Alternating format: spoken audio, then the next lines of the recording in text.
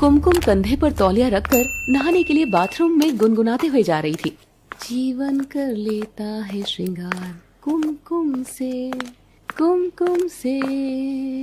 ला ला ला ला ला ला।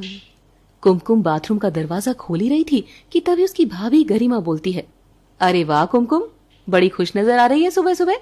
और तू नहाने जा रही है या नहाकर आ रही है जो इतनी चमक अभी से मार रही है? भाभी तुम भी ना, वो मैं तो बस ऐसे ही सुबह जल्दी उठी तो अलग ही जोश है। आज नहाने के बाद पूजा मैं करूंगी भाभी। अरे बाबा वो तो कर लेना, मगर वहाँ कहाँ बाथरूम में जा रही है पगली? वहाँ पहले से ही तेरे भैया घुसे हुए हैं, जा दूसरे वाले बाथरूम में नहा ले। उप्स, ओके। कुमकुम से कुमकुम गुनगुनाते हुए दूसरी ओर चली जाती है। तभी गरिमा के कमरे से उसका पति शिखर निकलता है और नहाने के लिए जाने लगता है। अरे गरिमा, मेरा गर्म पानी रखा कि नहीं रखा? रख दिया जी, आपका पानी साबुन सब रख दिया है, बस आप फटाफट नहाने घुस जाओ भीतर। और हाँ, रगड़ कर नहाना। लगता है आज तो बीवी मूड में है। आज तो ऐसा नहाऊंगा कि बस महकता रह जाऊंगा। गरिमा के खुराफाती दिमाग में कुछ तो चल रहा था और वो अपने पति को बाथरूम के भीतर भेजकर अपनी सास रमा के साथ किचन में लग जाती है। अरे माँ जी, अपनी छोटी आजकल कुछ ज्यादा ही खुश नहीं रहने लगी है। खुश रहना तो अच्छी बात है बहुरिया, अगर तू भी मेरी घनी बढ़िया सेवा करे तो मैं भी थोड़ी बहुत खुश हो लूं। मैं तो जैसे बहुत कांटे चुभ होती हूँ आपके। मैं तो ये कह रही हूँ कि अपनी कुमकुम अब जवान हो रही है और जवान लड़की के यूं बेवजह खुश होने के संकेत कुछ खास ठीक तो नहीं होते हैं सासू माँ। बाकी तुम तो हुई समझदार, है ना? गरिमा ने सुलगती भट्टी पर जरा सी चिंगारी तो फेंक ही दी थी और रमा के दिमाग में वो बात घर करने लगती है। तभी वो देखती है कि कुमकुम नहाने के लिए जा रही है और अकेली ही बड़ी खुश नजर आ रही थी। कुमकुम बाथरूम में घुस जाती है और तौलिया उतारकर टांग देती है। तभी वो जैसी कपड़े उतारने लगती है, फव्वारे के नीचे नहाता हुआ उसे एक लड़का नजर आता है। कुमकुम उसे वहां देखकर हैरान परेशान हो उठती है। आह, तुम यहाँ? और कुमकुम अपनी चीख को जैसे तैसे रोककर हड़बड़ाते हुए भीगी भागी सी ही बाथरूम के बाहर आ जाती है। अरे अरे, क्या हुआ? कुछ देख लिया क्या? वो अंदर तो धत, मैं बताना ही भूल गई थी कि उधर बाथरूम में तुम्हारे भैया हैं, तो इस वाले में मेरे भैया हैं। रॉकी, अरे नहा लिया कि आज बाथरूम में ही चाय नाश्ता परोसना होगा? ये लड़का भी ना एकदम पागल है। रॉकी बदन को पोंछते हुए बाथरूम से बाहर आता है और कुमकुम को ललचाई आंखों से देखता है। कुमकुम खुद को छिपा रही थी। अरे भाई, तुझे अगर इतना ही समय लेना है तो बाथरूम के बाहर डू नॉट डिस्टर्ब वाला बोर्ड क्यों नहीं लगा लेता? अभी नहीं तो हमारी प्यारी बहन के साथ शेम पपी शेम वाला सीन हो जाता। कुमकुम अपनी भाभी के भद्दे मजाक से चिढ़कर बाथरूम में जा घुसती है और जोर से दरवाजा पटक देती है। गरिमा हंसते हुए किचन में खड़ी सास के पास जाती है और काम करते हुए बहाने से हंसती रहती है। ये तू क्या खी कर रही है बीच बीच में? कुछ सूंघ लिया है क्या? सासू माँ, तुम्हारी दो ही औलाद, दोनों ही कमाल है।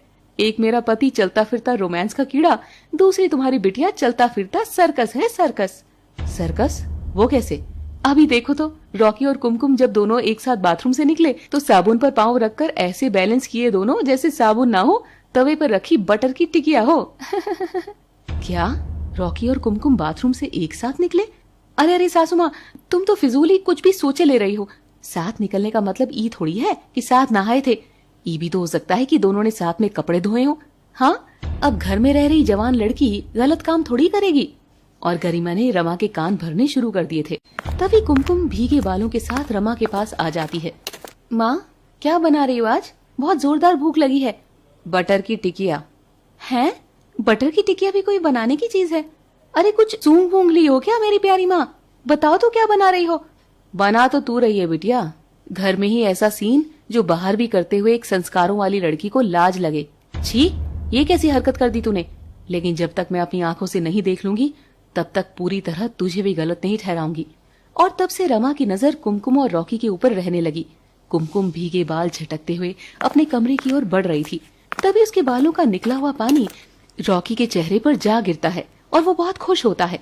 रमा ये सब नोटिस कर रही थी। रॉकी कुमकुम को पहले से ही पसंद तो करता ही था, मगर कुमकुम को रॉकी हमेशा से बस एक छिछोरा लड़का लगता था, इसीलिए वो कभी भी उसे भाव नहीं देती थी। अब से रमा कुमकुम की हर हरकत पर नजर रखने लगती है।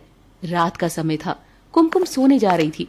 तभी गरिमा उसे रोककर पानी का जग थमाती है।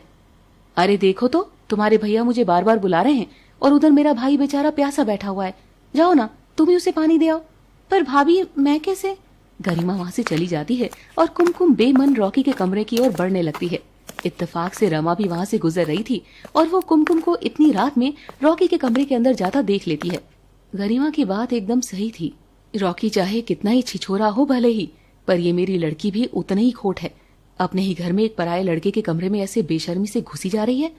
गरिमा का फेंका गया तीर निशाने पर लग गया था, मगर वो ऐसा कर क्यों रही थी? देखते हैं। गरिमा के पास रॉकी की कॉल आती है। बोल छोटे, आज जीजी को याद कर लिया? जरूर कोई मतलब ही होगा ना? अरे जीजी, तुम तो ऐसे बोल रही हो जैसे कि मैं तुमको बिना मतलब याद ही नहीं करता हूँ। वैसे जीजी, एक काम था तुमसे। मेरे एग्जाम्स चलेंगे थोड़े लंबे, तो क्या तब तक मैं तुम्हारे आकर रह सकता हूँ? और क्या, इसमें पूछना क्या है? तेरी बड़ी बहन का ससुराल है, आजा यहाँ पर, आराम से खा पी और बढ़िया पेपर दे आजा। गरिमा ये बात अपने पति को बताती है। पर अपने भाई को हाँ बोलने से पहले एक बार मुझसे पूछ तो लिया होता गरिमा। वैसे मैं तुमको मना नहीं करता, लेकिन फिर भी एक बार पूछ तो लिया होता। देखो तो सही, घर में एक जवान लड़की रहती है जो मेरी बहन है, और फिर तुम्हारे भाई का यहाँ आ जाना। और रॉकी और इस घर के नियम भी कुछ मेल नहीं खाते हैं। तुम एक काम करो, तुम्हारे भाई को फोन करके कोई बहाना लगा दो।